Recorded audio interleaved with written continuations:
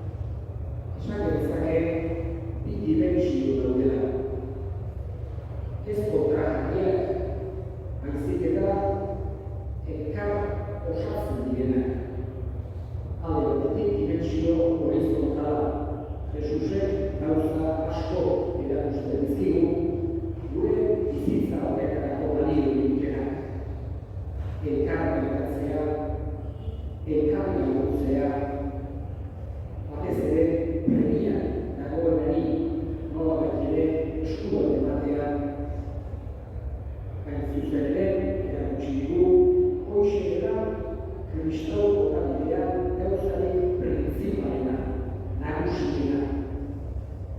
Maitasuna egite bidez adieraztea.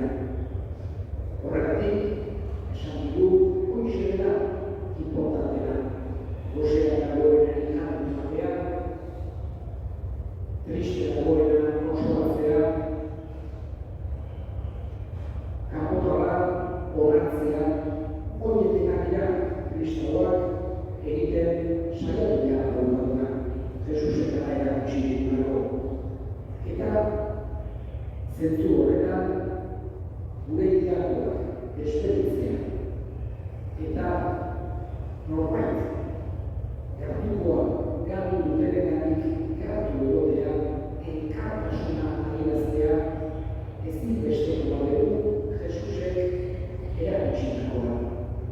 Horregatik, hileta hontan elkarrera guztiok hoxe dugu adirazi.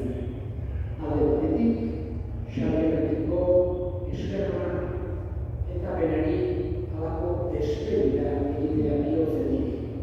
Eta erdukoen familikoen ere elkartasuna, gaitasuna adieraztea. Eta horrek izugarrizko balio daude. Bigarren dimentsioa jakin dezakeguna Jesusen erakuspenetan da dimensio sobrenaturala betireko bizia jainkoaren akzioa gure bizian adierazten duena. Hau da, beste dimensio vertikalagoa bezala. Guretzako sinistunontzako biak modu estuan lotuta daude. Eta gure esan dezake hileketan baita ere dimentsioa beti bertan eduki behar dugu oso presente. Gure hildakoak batez ezkudunean eta batez ere nahiko gazterik baten direnean, beti pena handia sentitzen dugu, hutsune handia gelditzen zaigu. Eta hutsune horretan, pena horretan, Jesusek gogorazi digu heriotza ez dela amaiera, ez dela dena heriotzarekin batera bukatzen. Badagoela beste bizi bat heriotzaren ondoren. Eta gaurkoan ere hoxe gogoratzen dugu. Jakinik Jesusek erakutsi digulako egin gaituen jainkoak maite gaituela. Errokitsua dela, gure hartzain horra dela. Eta beste munduotan beso zabalik gure esperoan dagoena. Gaurkoan, Xabien esperitzen egera honetan, hoxe da dukita dugu itxaropena. Berak magina bat lan egin ditu mundu honetan, eta berak egitako guztia, hementxe eskartuz elkartu berak, eta jakoiko elkarrekotuz. Bere alde, bere gatukoen alde, goiko zeruan argazala eskatuz. Eman dezaiola betirako atxedena. Eman dezaiola erabateko zoriotasuna. Eta hastik aurretik bat direnekin batekinik Xabierrek gure alde egiten segidezala.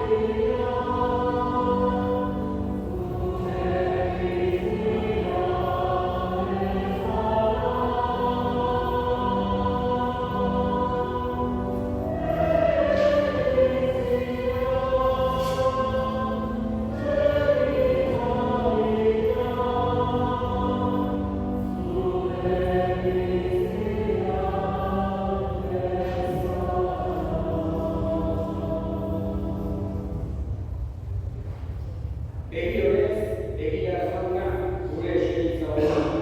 Xabier, zure xabiezaria, zure erraiko esmatari. Bere maitasun misterio bat egiten genituen zure semearekin, errak baita gizaldi eta gizaldutan. Amen. Hau da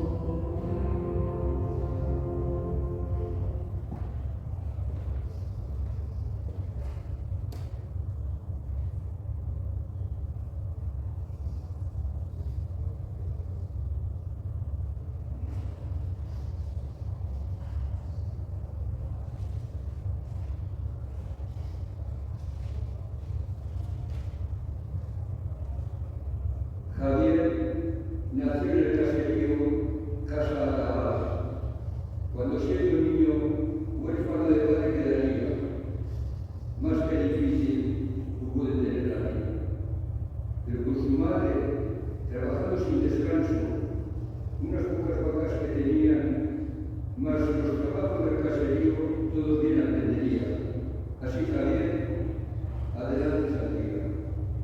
Trabajó sin descanso como autónomo en el mundo del transporte y también en la ganadería. Javier solo sabía cuánto había disfrutado en el prado de la uva, viendo las rocas nacer en compañía de tus hijos y de Maite, tu mujer. Pero Javier sí, realizando aquel tipo de trabajo con el que compañía de Josefa, algunos almuerzos hicimos y muchas comidas. Javier era risueño, voluntarioso, alegre. Si alguien necesitaba ayuda, Javier estaría.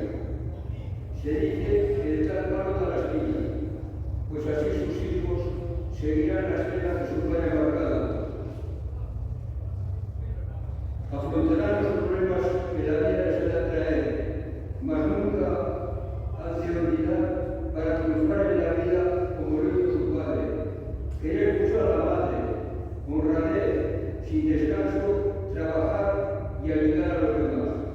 Javier, todos los que de verdad te quisimos en este tu final te quieren acompañar y sepas que en nuestra memoria y en nuestros corazones por siempre has de estar. Cuán grande fue el amor a su madre que recibió durante toda la vida, que en sus últimas voluntades dijo que merecen posar junto a ella para siempre en el final de mi vida. Se marchitarán las flores, los suspiros que serán, las lágrimas aguas son y se acaban por secar. Pero sepas, Javier, que los que de verdad te quisimos nunca te hemos de olvidar.